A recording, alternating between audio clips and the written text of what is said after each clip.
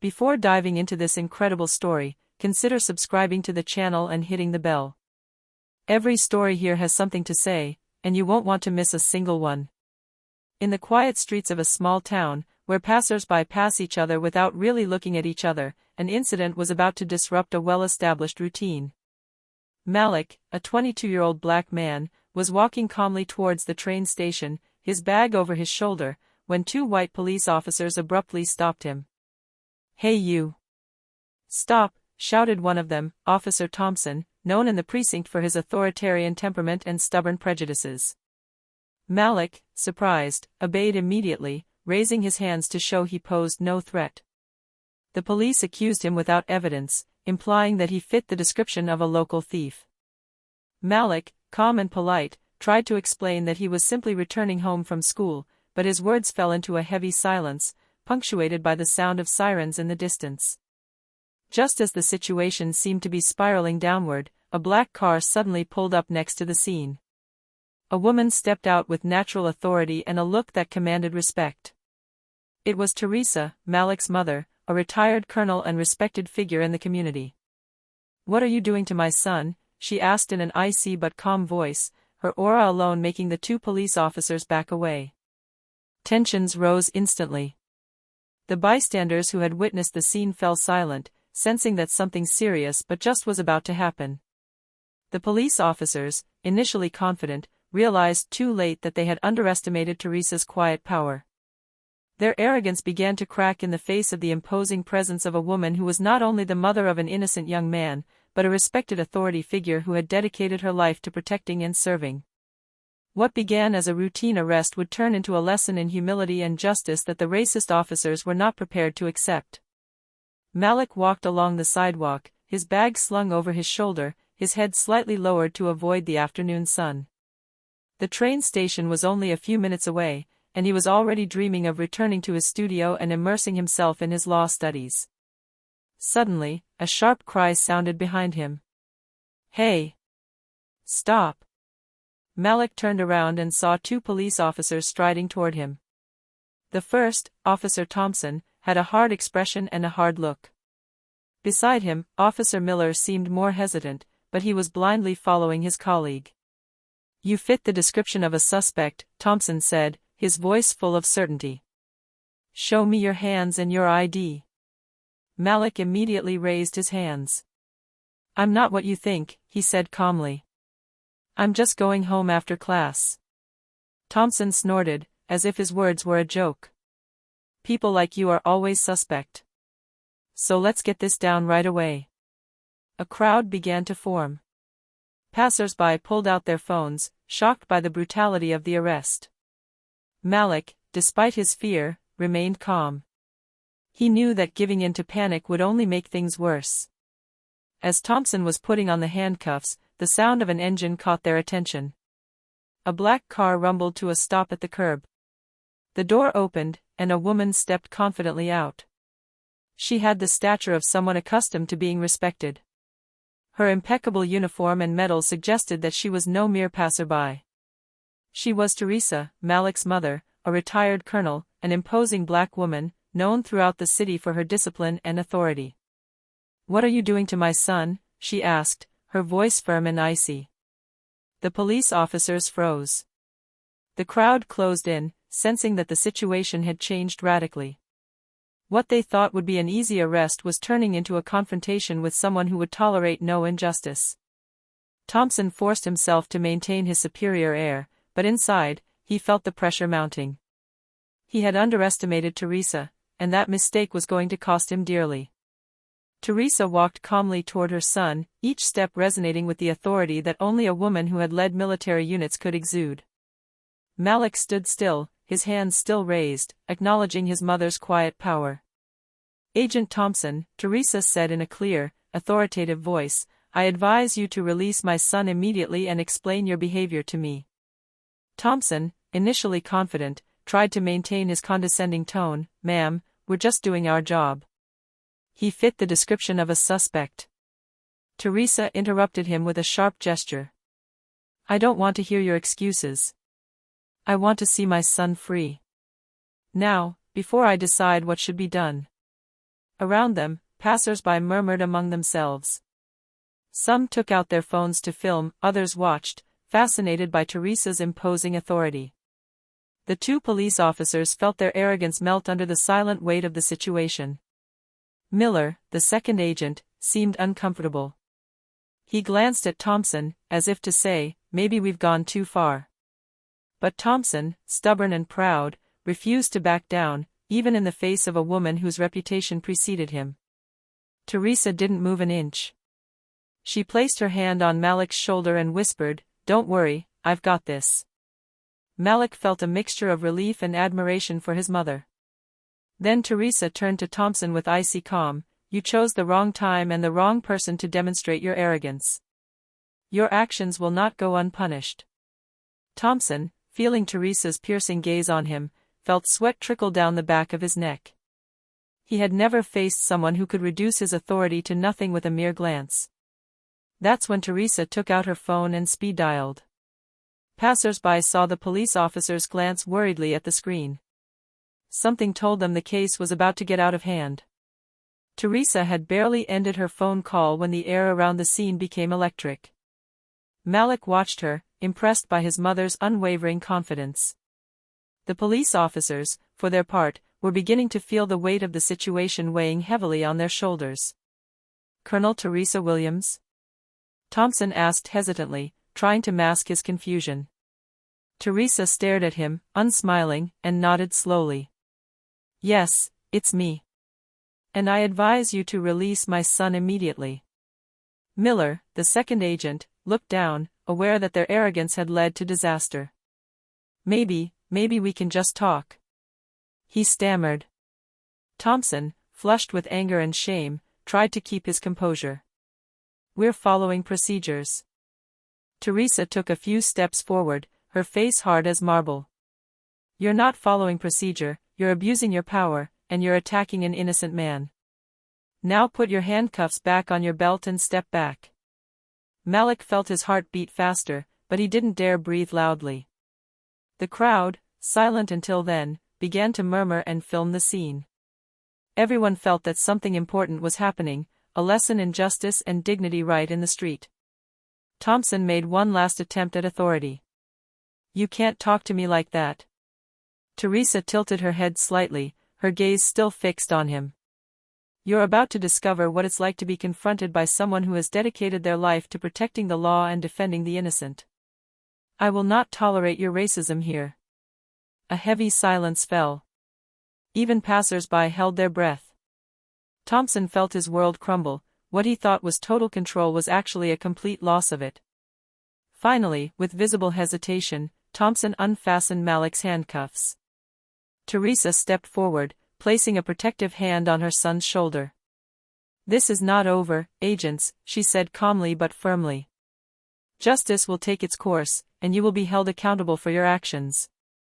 Miller hung his head in shame, while Thompson, furious and humiliated, realized that he had just lost all credibility in front of the crowd and his legitimate superior. The crowd, now gathered around the stage, murmured and took out their phones to film. Some applauded weakly, others remained silent, impressed by Teresa's poise and the way she regained control of the situation. "Malik, stay calm," Teresa whispered to her son, giving the police officers an icy stare. "Everything you do now is being watched by the public and will be documented." Thompson, embarrassed and furious, tried to justify his actions. "We have our procedures, we simply—" Teresa interrupted him with a sharp gesture. "Your procedures do not give you the right to humiliate, abuse your power, or discriminate against anyone. Now, explain to this crowd why you arrested my son." Miller, visibly uncomfortable, tried to support his colleague. But the tension and the weight of the situation made him change his mind. He lowered his head and murmured, We thought." "What did you think?" Teresa retorted, her voice cutting through the silence like a blade. "That you could humiliate an innocent young man simply because he's black?" A passerby, a young man who had filmed the whole scene, shouted, "She's right. You've crossed the line." The crowd, now mobilized, shouted phrases like, "Justice for Malik," and, "Enough racism." Each word echoed, making Thompson and Miller tremble. Teresa then took out a notebook. She had made a habit of documenting every unjust incident throughout her career. She noted the officers' names, the time, and the exact location of the wrongful arrest. "Every action has consequences," she said, looking up at the officers. "And your actions today will not go unpunished." Malik, though shaken, felt a deep sense of relief. His mother's presence had transformed a terrifying situation into a moment of justice and dignity. The police officers, humiliated and trapped, were slowly realizing that their arrogance had cost them much more than just an arrest. In the distance, the sound of sirens was heard again. Teresa turned her head and whispered, "Good, police reinforcements are coming. They will see the truth, and this time, the good guys will uphold justice." The crowd was now applauding, knowing they had witnessed a lesson in courage and authority. The police officers, for their part, understood that this day would be etched in their memory as the moment when their prejudice and arrogance had met someone capable of putting them in their place. Calm was slowly returning to the street, but Teresa knew the incident wasn't over. She gestured for Malik to follow her to the black car, but before they left, she turned to give the police officers one last look. "Thompson, Miller," she said coldly, "you have just committed a serious act. I will not let this go." Once in the car, Teresa dialed another number. This time, she was contacting the civil rights lawyer, who had already worked with her on several sensitive cases. Within minutes, she explained the situation, providing the names of the officers, the time, and the exact details of the incident. "We will file a formal complaint," she said calmly. "And I want the media to be informed. This injustice will not remain hidden." Malik, sitting in the back seat, watched his mother admiringly. "Mom, are they really going to pay for what they did?" he asked timidly. Teresa placed a hand on his shoulder. "Malik, what we're doing isn't about revenge. It's to show that justice still exists. Those who abuse their power must be held accountable." Shortly after, the officers were called back to the station. Thompson, still flushed with shame, realized his career might be in jeopardy. Miller, nervous and silent, knew the moment of reckoning was approaching. The next day, Teresa and Malik showed up at the Police Oversight Commission. The lawyer presented the facts precisely, supported by videos of bystanders and witness testimonies. Teresa herself explained how the arrest had been unjustified and motivated by racial prejudice. The commission quickly launched an internal investigation. Thompson and Miller were immediately suspended pending the outcome. Word quickly spread around town: a mother had bravely and determinedly defended her son, and the racist police officers were now under investigation. In Malik's heart, a sense of security and pride grew. His mother wasn't just an authority figure, she embodied justice, protection, and resilience. The police officers, for their part, began to understand the magnitude of their mistake, and that true power lay not in the uniform, but in integrity and courage. The next day, newspapers and social media were already circulating footage of the incident. The video of Teresa confronting the police officers had gone viral within hours. Messages of support poured in from Malik and his mother, while Thompson and Miller were the target of fierce criticism. The atmosphere at the police station was tense. Thompson, usually so self-assured, paced nervously around the office, glancing furtively around the room. Every notification on his phone seemed to remind him of the public humiliation he was suffering. Miller, sitting next to him, was at a loss for words. He silently regretted having blindly followed Thompson. "I didn't think it would go this far," he murmured. Thompson glared at him. "This isn't just about us," he said, his jaw clenched. "That woman destroyed our reputation in a matter of minutes." Meanwhile, Teresa and Malik continued to document the case and meet with the lawyer. They made sure every detail was accounted for and that the complaint would be solid. Teresa knew the legal process could be lengthy, but the public visibility made it impossible for the police to downplay the incident. Neighbors and business owners who had witnessed the incident also contacted local media to provide testimony, further increasing the pressure on the police. The community had rallied, and Thompson was beginning to realize he had underestimated Teresa's quiet, relentless strength. One evening, as he was walking home, Thompson received notifications of angry comments on the video of the incident. Phrases like, "Shame on you," and "Justice for Malik" appeared continuously. For the first time, he felt what it felt like to be powerless and humiliated. Miller, who was silently watching the same video, muttered, "We should have thought before we acted." Thompson clenched his fists. He knew he would have to answer for his actions and that the reputation he had built over years was now at risk. Malik, for his part, began to feel proud of seeing his mother transform injustice into strength, while the police officers realized that their error was not just administrative, it was moral and public. A few days later, the Police Oversight Commission released its initial interim findings. Thompson and Miller were formally charged with racial profiling, abuse of power and intimidation. The suspension became permanent, and the threat of more severe sanctions hung over them. Thompson stood in his empty office, staring at the files piling up before him. Each paper seemed to scream failure. His former arrogance was gone, replaced by a mixture of anger, shame, and fear. Miller, sitting silently beside him, stared blankly, consumed by regret at having blindly followed his colleague. For her part, Teresa continued to support Malik. They attended meetings with city officials and civil rights groups, ensuring that the case was handled with the utmost transparency. Each meeting strengthened their position and attracted the attention of the local media. The community, inspired by Teresa's action, even organized a peaceful march to support Malik and denounce the abuses of power. The banners displayed messages such as, "Justice for Malik" and "No to Racism in Our Streets." Thompson and Miller, watching from afar, understood that their public image was now irreparably tarnished. One evening, as he was walking home, Thompson received a call from his superior.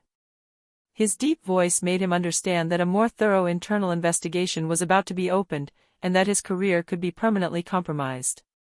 The shock was violent. For the first time, he fully felt the seriousness of his arrogance and racism. Miller, confronted with the same news, sank into his chair and muttered, "We really messed up." Malik, for his part, looked at his mother with gratitude. Thanks to her intervention, they had not only prevented an injustice, but had also made the community realize that arrogance and racism would never go unpunished. In the hearts of the police officers, regret was becoming tangible. They had underestimated not only Malik, but above all the quiet and determined power of his mother, who had just given them a lesson they would never forget. The story of Malik and his mother, Teresa, quickly spread across the city, and then the country. Local media picked up the video, and soon national networks picked up the story. The footage of Teresa confronting the racist police officers became a symbol of courage and justice. Thompson and Miller, who had hoped to handle the situation discreetly, found themselves in the spotlight. Every interview, every report seemed to humiliate them further. Journalists were quick to point out their actions: wrongful arrest, racial profiling, intimidation. Their reputations, patiently built over the years, were crumbling under the weight of their own mistakes. On the streets, signs and slogans were now circulating online: "Justice for Malik, courage has a name, Teresa Williams." The social and media pressure was reaching unbearable levels for the two police officers. At home, Teresa explained to Malik the importance of remaining humble but firm in the face of adversity. "What we do," she said, "is not to humiliate anyone, but to show that justice always triumphs over injustice and arrogance." Thompson sat alone in his apartment, watching the comments pour in on social media. Some former colleagues were avoiding him, and his superiors now seemed suspicious. Every notification on his phone became a cruel reminder of his public shame. Miller, meanwhile, confided to a close friend, "I never thought something as simple as an arrest could destroy me like this." During this time, Teresa and Malik were invited to several programs to discuss the case. Teresa emphasized her son's courage, the need to defend justice, and the role of every citizen in the fight against racism. Their dignity and calm, contrasting with the arrogance and panic of the police officers, further reinforced the impact of the story. So what started as an isolated incident in a small town became exemplar national, a reminder that authority gives no right to discriminate, and that courageous action can transform injustice into a memorable lesson. A few weeks later, the Police Oversight Commission delivered its final verdict. Thompson and Miller were dismissed for inappropriate conduct, abuse of power and racial discrimination. The penalties were severe: loss of employment, inability to join another local police force, and inclusion of their actions in the public register of offending police officers. Thompson received the notification at home, his hands shaking. Every line of the document seemed to remind him of his own arrogance and stupidity. He sat on his couch, unable to speak, and reread the report several times, finally realizing that he had destroyed his career in a matter of moments. Miller, for his part, couldn't help feeling guilty about blindly following Thompson. He had lost his job, his reputation, and his self-esteem. The regret was total and overwhelming. "I should have thought before I acted," he muttered quietly, alone in his car. Malik and Teresa, for their part, watched the results with quiet satisfaction. Malik felt relieved and protected. Mother and son had succeeded in transforming an unjust situation into an example of justice, and the racist police officers had paid the price for their actions. The entire town seemed to recognize the significance of this moment. Local schools and organizations used this story to raise awareness about racism, the abuse of power, and the importance of standing up for what is right. Teresa, true to her nature, remained humble and insisted that the most important lesson was not the punishment of the police officers, but the power of justice and courage in the face of injustice. For Thompson and Miller, regret was now a constant reality. Whenever they tried to recall their past careers, they saw images of Teresa and Malik, calm, dignified, and victorious, and understood that they had been defeated not by force, but by justice and integrity. A few weeks after the officers' dismissal, life returned to normal for Malik and Teresa. But something had changed in the city. Justice and courage had left an indelible mark. Malik returned to his studies with more determination than ever. Whenever he thought about the incident, he was reminded of his mother's quiet strength and the importance of standing up for what was right, even in the face of arrogance and racism. Teresa, for her part, continued to campaign for civil rights, using this case as an example in lectures and public meetings. She had transformed an unjust situation into a lesson for the entire community. Inspired, the city even held a memorial event to celebrate the courage and resilience of its citizens. Youth, teachers, and community members came to hear Malik and Teresa's story and learn that integrity and respect were far more powerful forces than arrogance and discrimination. As for Thompson and Miller, they remained isolated and haunted by their actions. Every time they tried to rebuild their lives, they remembered the public humiliation and the merciless lesson Teresa had taught them. Their ruined careers and destroyed reputations reminded them that justice always catches up with those who abuse their power. The moral of the story was clear to all: courage, dignity, and perseverance always triumph in the face of injustice. Malik had regained his security and pride, Teresa had strengthened her reputation as a woman of integrity and power, and the community had learned that an act of bravery could inspire lasting change. The incident on that small street had become much more than an unjust arrest. It was now a symbol of justice, courage, and resilience for all those who, one day, might be confronted with injustice.